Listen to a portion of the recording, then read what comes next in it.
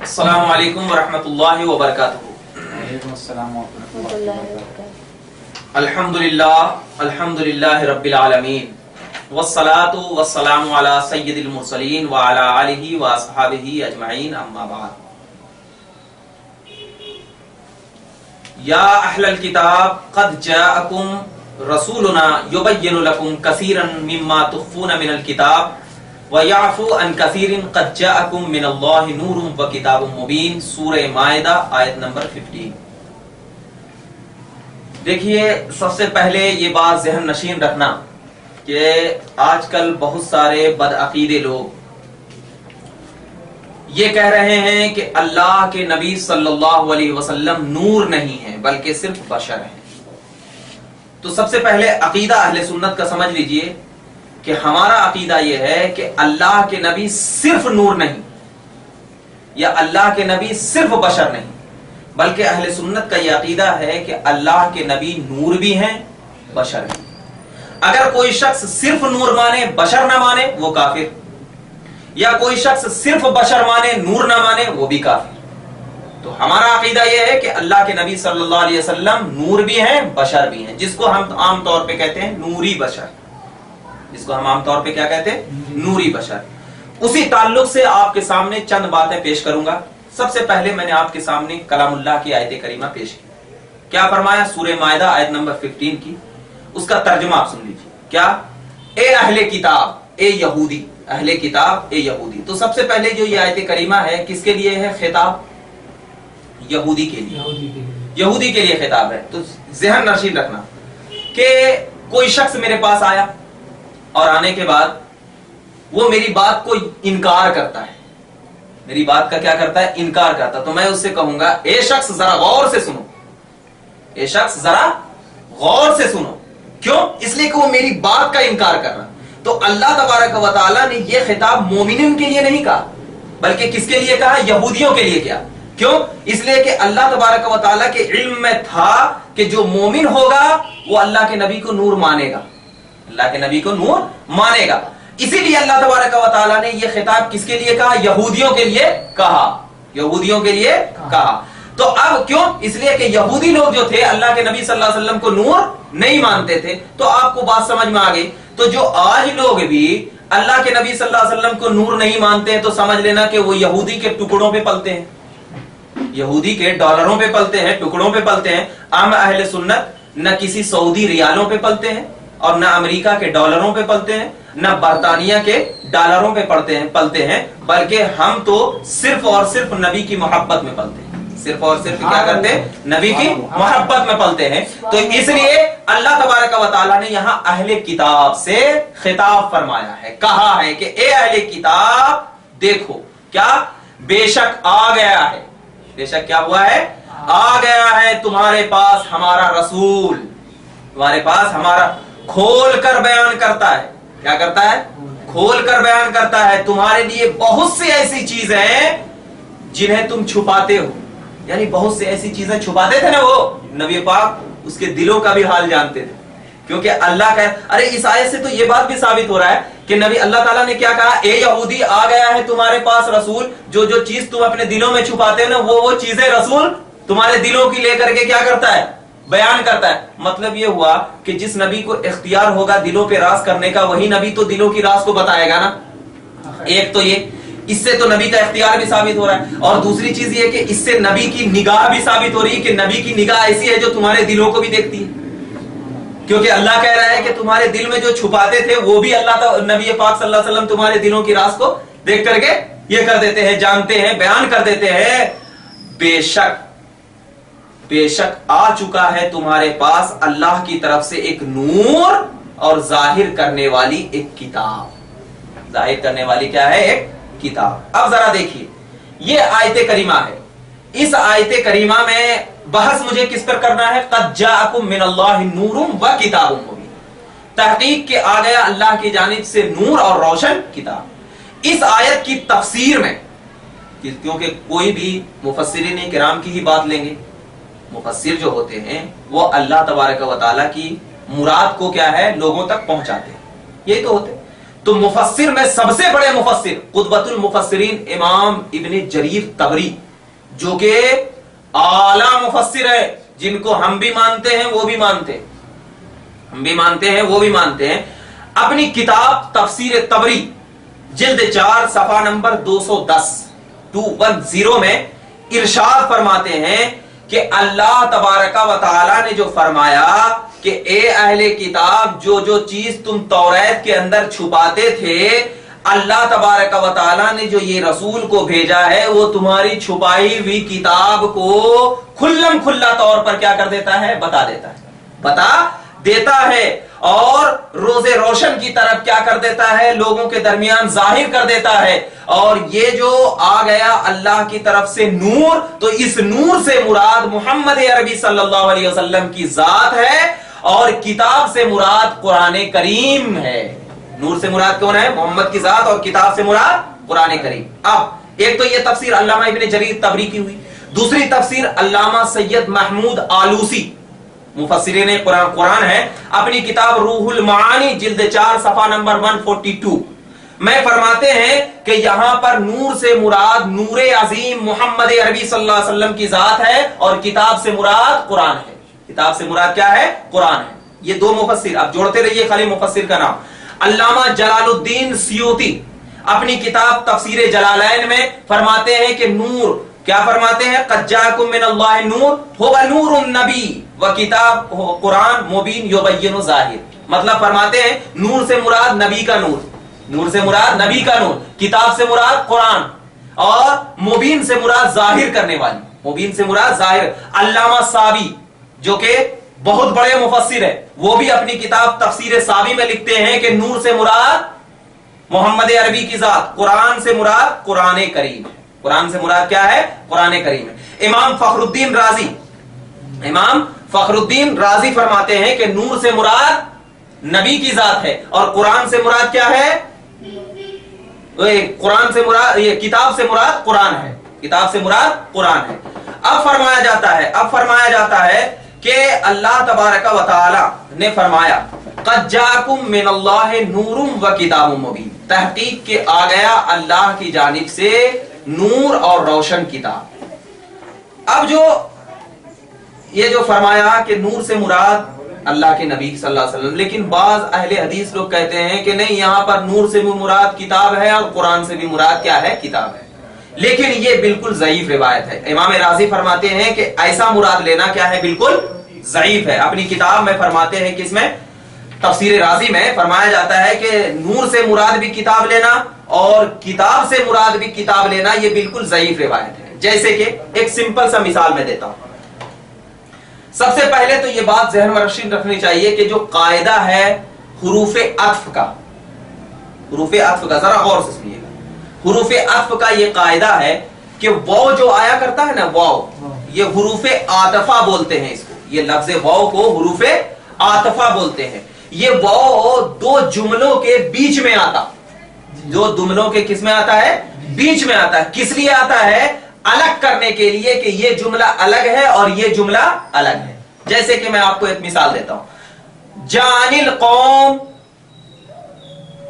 जानिल कौम, मेरे पास कौम आई, मेरे पास क्या आई, कौम आई। व जैद, और जैद आया। व उमर, और उमर आया। जानिल कौम व जैदुन व उमर, मेरे पास कौम आई, जैद आया, उमर आया। ये फरमाया गया, मैंने आपके सामने एक मिसाल दी। तो अब जरा बताइए, कौम, जानिल कौम, मेरे पास कौम आई, व जैद, और जैद आया, व उमर, और उमर आया। तो क्या आप बताइए, जैद, उमर और कौम एक ही है या अलग अलग है? अरे जैद की जात अलग है, जैद की जात अलग है, उमर की जात अलग है, कौम की जात अलग है। जैसे कि मैं आपको कहूंगा, मेरे पास अब्दुल्ला आया और मेरे पास फरहान आया। तो अब जरा बताइए कि अब्दुल्ला की जात अलग है, फरहान की जात अलग है, या दोनों एक ही है? जात के एतबार से अब्दुल्ला की जात और फरहान की जात दोनों क्या है, अलग अलग है ना, एक तो नहीं मान सकते। क्यों? इसलिए कि वाव बीच में लाया जा रहा है, और वाव लाने से यह मालूम होता है कि वाव से पहले जो है वो अलग और वाव के बाद जो है वो अलग। तो अब जरा बिला तमसील अल्लाह ने क्या फरमाया, قد جاءکم من اللہ نور و کتاب. تو اگر نور سے مراد بھی کتاب لیا جائے اور کتاب سے مراد بھی کتاب لیا جائے تو حروف عاطفہ کا عمل کرنا بالکل بیکار ہو جائے گا. حروف عاطفہ تو اس لیے لایا گیا ہے کہ نور سے مراد یہاں پر الگ ذات ہے اور کتاب سے مراد یہاں پر الگ ذات ہے. تو اسی لیے امام راضی فرماتے ہیں کہ اگر دونوں سے ایک ہی ذات مراد لیا جائے تو پھر واو کا لانا بیکار اور ضعیف ہے. اسی لیے امام راضی کہتے ہیں کہ نور سے مراد اللہ تبارک و تعالی کہ جو مراد ہے نور سے وہ اللہ کے نبی صلی اللہ علیہ وسلم کی ذات ہے, اور کتاب سے مراد کیا ہے؟ کتاب سے مراد قرآن کریم کی ذات ہوا کرتی ہے, قرآن کریم کی ذات ہوا کرتی ہے. تو جو لوگ کہتے ہیں کہ نور سے مراد بھی کتاب ہے اور کیا ہے کتاب سے مراد بھی کتاب ہے, تو دراصل میں ان کو صاف طور پر کھلے طور پر یہ بتانا چاہتا ہوں کہ وہ لوگ کیا ہے ابتدائی تعلیم سے بھی جاہل ہیں. کیونکہ اگر ابتدائی تعلیم ہوتی تو ان کو معلوم ہوتا کہ حروف عاطفہ کیا کرتا ہے. ان کو جب حروف عاطفہ کا علم نہیں ہے تو قرآن کے نور اور کتاب کا علم کیسے ہو جائے؟ تو اسی لیے میں آپ کو کہوں گا کہ یہاں پر کتاب سے مراد قرآن ہے اور نور سے مراد کیا ہے؟ اللہ تبارک و تعالیٰ کے رسول ہے. اب یہ بات ہو گئی. اب ذرا دیکھیے, یہ بات تو میں نے قرآن پاک کی آیت سے پتا کیا کہ اللہ کے نبی صلی اللہ علیہ وسلم کیا ہے؟ نور ہے, کیونکہ اللہ کا قد جاءکم من اللہ نور. اب یہ بات ہونے کے بعد میں آپ کو حدیث کی طرف لے آتا ہوں کہ علامہ ابن کثیر فرماتے ہیں, کیونکہ بہت سارے لوگ بولتے ہیں کہ ارے کیسے ہے نور, نبی پاک صلی اللہ علیہ وسلم کے ساتھ نور کیسے ہے؟ تو میں آپ کو بتاتا چلوں کہ علامہ ابن کثیر فرماتے ہیں اپنی کتاب البدایہ والنہایہ جلد 2 صفحہ نمبر 615 میں کیا فرماتے ہیں, اور اس کی سند جو ہے صرف ایک نہیں ہے, اتنی سند ہے جس کی ذکر نہیں کی جاتی ہے, مختلف سند ہے, مختلف روایات ہیں. کیا سب سے پہلے حضرت ابن عباس رضی اللہ تعالیٰ عنہ سے روایت ہے کیا کہ جب حضرت عبد المطلب اپنے بیٹے عبداللہ کا نکاح کرنے کے لیے انہیں اپنے ساتھ لے جا رہے تھے, نکاح کرنے کے لیے کیا لے جا رہے تھے؟ اپنے ساتھ لے جا رہے تھے. تو راستے میں عبداللہ کو ایک کاہنہ عورت, کاہنہ عورت سمجھتے ہیں یعنی ایسی عورت جو کاہنہ یہودی تھی اور ان کو کیا ہے ستاروں کا علم تھا, ستاروں کا علم تھا. کاہن یعنی نجومی, ستاروں کو دیکھ کر کے بتا دیا کرتی تھی. ایک کاہنہ عورت سے کیا ہوا؟ ملاقات ہوئی, جس کا نام فاطمہ بنت مرخ سامیہ تھا. ٹھیک ہے, فاطمہ بنت مرخ سامیہ تھا. وہ پہلے کے کتابوں کی کیا تھی؟ عالمہ تھی, جانتی تھی, پہلے کی کتابوں کا علم رکھا کرتی تھی.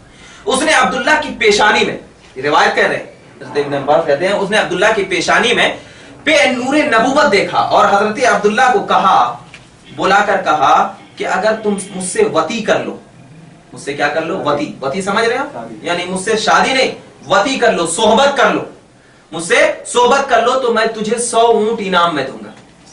100 اونٹ کیا کروں گا؟ انعام میں دوں گی. حضرت عبداللہ نے اس عورت کے سامنے یہ شعر پڑھا. کیا شعر ہے؟ عربی میں شعر ہے مگر اس کا ترجمہ میں بتاتا چلوں. عربی میں آپ کو شعر بتا دیتا ہوں پہلے. کیا؟ اما الحرام فالممات دونه والحل لا احل فاستبينه فكيف بالامر الذي تبغینہ یحمل کریم ارضہ ودینہ. اس کا مطلب یہ ہے کہ حرام کا ارتکاب کرنے سے مر جانا بہتر ہے. حرام کام کرنے سے, حضرت عبداللہ جو نبی پاک صلی اللہ علیہ وسلم کے والد گرامی ہیں فرماتے ہیں کہ حرام کام کرنے سے مر جانا بہتر ہے, اور چھان بین کر کے میں صرف حلال چیزوں کو اختیار کرنے والا ہوں. چھان بین کر کے تو جو چاہتی ہے وہ کیوں کر سکتا ہے. صاحب کرامت آدمی اپنی عزت اور اپنے دین کی حفاظت کرتا ہے, اپنے دین کی کیا کرتا ہے؟ حفاظت کرتا ہے. اس کے بعد فرماتے ہیں حضرت صاحب بدایہ علامہ ابن کثیر فرماتے ہیں, اور یہ علامہ ابن کثیر کون ہے معلوم؟ ابن تیمیہ کے شاگرد ہے. ابن تیمیہ کے شاگرد ہیں, ان کو ہم بھی مانتے ہیں وہ بھی مانتے ہیں. اور وہ فرما رہے ہیں, دیکھو نور محمدی کا تذکرہ کرتے ہوئے فرما رہے ہیں. اس کے بعد فرماتے ہیں حضرت عبداللہ کا نکاح آمنہ بنت وہب بن عبد مناف بن زہرہ سے ہوا تو نکاح کے 3 دنوں کے بعد حضرت عبداللہ کی ملاقات پھر اسی کاہنہ عورت سے ہوئی, یعنی جس سے ہوئی تھی نا اسی کاہنہ عورت سے ہوئی. اس نے عبداللہ سے پوچھا تو نے میرے یہاں سے جانے کے بعد کیا کیا؟ تو حضرت عبداللہ نے اپنے نکاح کا ذکر کیا تو کاہنہ نے کہا واللہ ما انا بصاحبی, یہ روایت ہے بورے, فرمایا قسم بخدا کی میں کوئی بدکار عورت نہیں ہوں, میں بدکار عورت نہیں, لیکن میں نے تمہارے چہرے پر اے عبداللہ ایک نور دیکھا, کیا کیا؟ ایک نور دیکھا، میں نے چاہا کہ وہ نور مجھ میں منتقل ہو جائے، مگر اللہ کو یہ منظور نہیں تھا، اس نے جہاں چاہا اس نور کو رکھا۔ اس کے بعد اس کائنہ عورت نے حسرت برے نگاہ سے چند اشعار پڑھے، یعنی حسرت میں آ کر کے چند اشعار پڑھے۔ کیا اشعار تھے وہ؟ میں اس کا ترجمہ بتاتا ہوں۔ میں نے جگمگاتا ہوا ایک نور دیکھا، وہ اشعار کا معنی ہے 14ویں کی چاند کی طرح۔ کس کی طرح؟ 14ویں کی چاند کی طرح وہ اپنے ارد گرد کو روشن کر دے گا۔ کاش وہ نور مجھے حاصل ہو جاتا تو میرے لیے قابل فخر ہوتا۔ ہر نور حاصل کرنے والا میرے ہی نور سے حاصل کرتا، لیکن اللہ کی مرضی ہے کہ قبیلہ بنی زہرہ کی ایک عورت آمنہ نے میرے مقدر سے میرے لباس زینت کو چھین لیا۔ یہ حسرت بری نگاہ تھی اور مجھے شعور بھی نہ ہوا، مجھے شعور بھی نہیں ہوا۔ تو اس روایت سے کیا بات ثابت ہوئی کہ اللہ کے نبی صلی اللہ علیہ وسلم نور ہے، نور ہے، ورنہ اگر نور نہ ہوتے تو پھر حضرت آمنہ رضی اللہ تعالیٰ عنہ کی پیشانی میں پہلے کی عالمہ کاہنہ عورت نے نور دیکھا تھا۔ اور جو ایک تو یہ ہے، اور صاحب بدایہ نے ایک اور روایت پیش کی ہے کہ حضرت عباس نے نبی پاک صلی اللہ علیہ وسلم کی اجازت سے آپ کی نعت گوئی کی۔ کیا نعت گوئی کی؟ جس کا ترجمہ میں آپ کو بتاتا چلوں۔ حضرت عباس نبی کے سامنے، نبی ہے موجود، نبی کے سامنے حضرت عباس ہے، کہتے ہیں جب آپ پیدا ہوئے تو آپ کے نور سے زمین اور آسمان روشن ہو گئے۔ سبحان اللہ۔ حضرت عباس کس کے سامنے کہہ رہے ہیں؟ نبی کے سامنے۔ اگر نبی نور نہ ہوتے تو حضرت عباس کو کہتے ابا مت کہہ، کیونکہ نور کہنے والا مشرک ہے، جیسے آج کے وہابی کہتے ہیں۔ نبی نے یہ نہیں کہا، نبی کے سامنے حضرت عباس کہہ رہے ہیں یا رسول اللہ جب آپ پیدا ہوئے تو اللہ تبارک و تعالیٰ نے آپ کے نور کی وجہ سے ساری کائنات کو کیا کر دیا؟ روشن ہو گیا۔ ہم اسی نور سے اور روشنی میں ہدایت کے راستوں پر چل رہے ہیں، اسی نور سے روشنی میں کیا کر رہے ہیں؟ ہدایت کے راستوں پر چل رہے ہیں۔ اور ایسے ہی سیم روایت امام بہقی نے بھی اپنی کتاب شعب الایمان میں ذکر کیا ہے، سیم روایت شعب الایمان میں ذکر کیا ہے۔ اور علامہ ابن کثیر نے اور ایک روایت میں ذکر کیا ہے کہ حضرت عثمان بن ابو العاص فرماتے ہیں کہ میری ماں مجھ سے بیان کیا کہ وہ آمنہ کے یہاں رسول صلی اللہ علیہ وسلم کی ولادت کی رات موجود تھی۔ ولادت کی رات کیا تھی؟ موجود تھی۔ انہوں نے بیان کیا اس وقت گھر میں نے نور کے سوا کچھ نہیں دیکھا، صرف گھر میں کیا تھا؟ نور تھا۔ میں ستاروں کو دیکھتی تو ایسا محسوس ہوتا کہ وہ قریب آ چکے ہیں اور لگتا تھا کہ مجھ پر گر پڑیں گے۔ وہ قریب آ چکے ہیں، لگتا تھا کہ مجھ پر کیا کریں گے؟ گر پڑیں گے۔ یہ علامہ ابن کثیر کہہ رہے ہیں۔ اور ایسے ہی ایک روایت فرماتے ہیں کہ حضرت آمنہ کہتی ہیں کہ میرے شکم مبارک میں جب نبی پاک صلی اللہ علیہ وسلم کی ذات موجود تھی تو میرے پیٹ میں کوئی تکلیف محسوس نہیں ہوتی تھی، بالکل ہلکا محسوس ہوتا تھا۔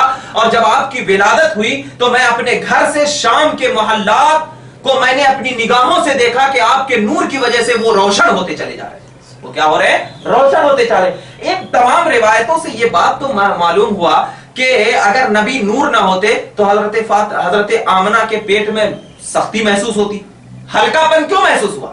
اس لیے کہ حضرت آمنہ کے پیٹ میں کیا ہے؟ نبی نور تھے۔ تو پھر جب نبی نور تھے تو بشری حالت میں مکہ میں کیوں آئے؟ جب نبی نور تھے تو بشری حالت میں مکہ میں کیوں آئے؟ تو میں ان سے یہی کہتا ہوں بشری حالت میں صرف ہمارے لیے آئے، کیونکہ اگر صرف نوری حالت میں ہوتے تو ہم نبی کو دیکھ نہ سکتے۔ کیونکہ جب ایک اللہ کا نبی حضرت موسیٰ اللہ تبارک و تعالیٰ کے نور کی ہلکی سی تجلی کو کوہ طور پر نہ دیکھ کر برداشت نہ کر سکے، یہ تو میرے نبی کا سراپا نور جب مکہ میں چلے گا تو مکہ کے کافر کیسے دیکھ کر برداشت کریں گے؟ تو اللہ تبارک و تعالیٰ نے کہا اے محمد عربی نور تو ہے ہی ہے، اب تو بشری حالت میں اس لیے جا کہ میرے بندے کو تو اسلام سکھا، میرے بندے کو تو ایمان سکھا، میرے بندے کو راہ ہدایت دے، میرے بندے کو تو تمام چیزوں کی اخلاق، تمام چیزوں کی پابندی بتا کہ لوگ جب تجھے بشری حالت میں دیکھیں گے تو تیرے آ کر کے سوال کریں گے، اور جب تو نورانی حالت میں رہے گا تو لوگ تیرے پاس نہیں آئیں گے۔ اسی لیے جب تک آمنہ کے پیٹ میں رہے، نوری حالت میں رہے، اور جب تک دنیا میں چلتے پھرتے رہے تو بشری حالت میں رہے۔ اسی لیے تو اہل سنت کا عقیدہ ہے کہ نبی نور بھی ہے، بشر بھی ہیں، نوری بشر ہے۔ صرف بشر ماننے والا بھی کافر ہے، صرف نور ماننے والا بھی کیا ہے؟ کافر ہے۔ اور اگر نبی نور نہ ہوتے تو نبی کا سایہ زمین پہ پڑتا کہ نہیں پڑتا؟ پڑتا نا، کیونکہ بشر کا تو سایہ ہوتا ہے مگر نبی کا سایہ نہیں، سایہ ہی نہیں پڑتا تھا نبی پاک صلی اللہ علیہ وسلم کا۔ تو مطلب نور جو ہوتا ہے وہ جسم لطیف ہوا کرتا ہے، یعنی ایسا جسم لطیف کا مطلب یہ ہے کہ اندر سے آدمی آر پار ہو جائے۔ جیسے کوئی مثال کے طور پر کوئی میں کھڑا ہوں، میرا یہ سایہ ہے، میرا یہ سایہ ہے، اب اس سائے میں اندر سے آ سکتا نہیں آ سکتا آدمی، اس کو جسم لطیف کہتے ہیں، یعنی باریک جسم۔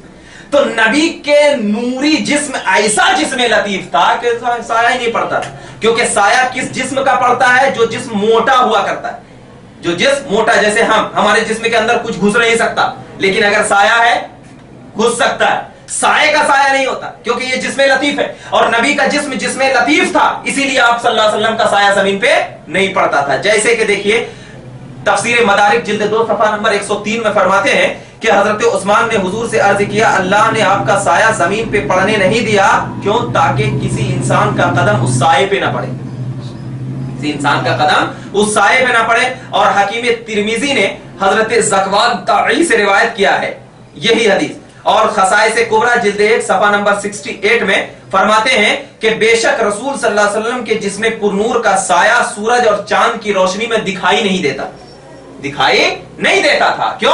اس لیے کہ نور تھے، اس لیے کہ کیا تھے؟ نور تھے۔ بہت ساری اور روایت ہے، الشفا، شفا شریف میں قاضی ایاز نے بھی ایسے ہی کہا، کیا روایت کیا کہ حضور پاک کا جسم کا سایہ سورج اور چاند کی روشنی میں نہیں ہوتا تھا، اس کی وجہ یہ تھے کہ آپ نور تھے۔ یہ قاضی ایاز فرما رہے، ہمارے علماء آج کل کے نہیں، انٹرنیٹ والے علماء نہیں، بلکہ آج سے 1400 سال پہلے والے علماء فرما رہے، 600 سال 500 سال 400 سال پہلے پرانے علماء فرما رہے کہ آپ کا سایہ اس لیے زمین پہ نہیں پڑتا تھا کہ آپ کیا تھے؟ نور تھے، اور نور کا سایہ نہیں ہوتا ہے۔ امام جلال الدین سیوطی بھی فرماتے ہیں خصائص کبریٰ جلد 1 صفحہ نمبر 58 میں، اور کون فرما رہے ہیں؟ اور شارح بخاری علامہ قسطلانی بھی المواہل اللدنیہ جلد 7 صفحہ نمبر 78 میں فرماتے ہیں، امام فخر الدین رازی بھی اپنی تفسیر میں فرماتے ہیں، امام ربانی مجدد الفسانی بھی فرماتے ہیں، اور بہت سارے شیخ عبد الحق محدث دہلوی ہیں، اور کیا ہے شاہ عبد العزیز محدث دہلوی، ان تمام کا یہی عقیدہ ہے کہ نبی کریم صلی اللہ علیہ وسلم کا سایہ زمین پہ کیوں نہیں پڑتا؟ اس لیے کہ آپ صلی اللہ علیہ وسلم نور تھے، آپ صلی اللہ علیہ وسلم نور تھے۔ تو ان تمام علماء حدیث اور قرآن سے تو یہی بات ثابت ہو رہی ہے کہ اللہ کے نبی صلی اللہ علیہ وسلم کو اللہ تبارک و تعالیٰ نے نور بنایا ہے۔ تو اب جو لوگ کہتے ہیں کہ نبی نور نہیں ہے، نبی نور نہیں ہے، تو ایک ایسی دلیل لا کر کے پیش کرو جو قرآن میں ہو صاف طور پر کہ نبی نور نہیں ہے۔ ارے نبی کو تو بشر کہنا، میں کہتا ہوں قرآن کی کوئی بھی آیت اٹھا کر دیکھ لو کہ نبی کو بشر صرف ان لوگوں نے کہا ہے جو لوگ کافر تھے، جو لوگ کافر تھے، لیکن جو مسلمان تھے وہ تو نبی کو دلوں سے چاہتے، وہ تو نبی کو دلوں سے چاہتے، یہ نہیں کہتے یا بشر، نہیں کہتے۔ ارے حضرت عبداللہ ابن عمر تو کہتے تھے یا محمد، یا رسول اللہ، یا حبیب اللہ، یہ کہتے تھے، یا بکا قرۃ عینی یا رسول اللہ، یہ کہتے، فدا کا ابی و امی یا رسول اللہ۔ یہ بخاری کوئی بشر کے انداز سے نہیں کہا، اور اگر ایسا ہوتا تو پھر اللہ نے کیوں نہیں کہا اے بشر، اے بشر، اے بشر؟ نہیں فرمایا، کیا فرمایا؟ یا ایھا النبی، یا ایھا المزمل، یا ایھا الرسول، طٰہٰ و یاسین، یہ فرمایا کیوں؟ معلوم تھا نبی اللہ تبارک و تعالیٰ کو میں بشر کہوں گا، تو لوگ جب میں بشر نہیں کہا تو لوگ بشر کہہ رہے ہیں، تو میں جب بشر کہہ دوں گا تو لوگ کیسے بشر کہیں؟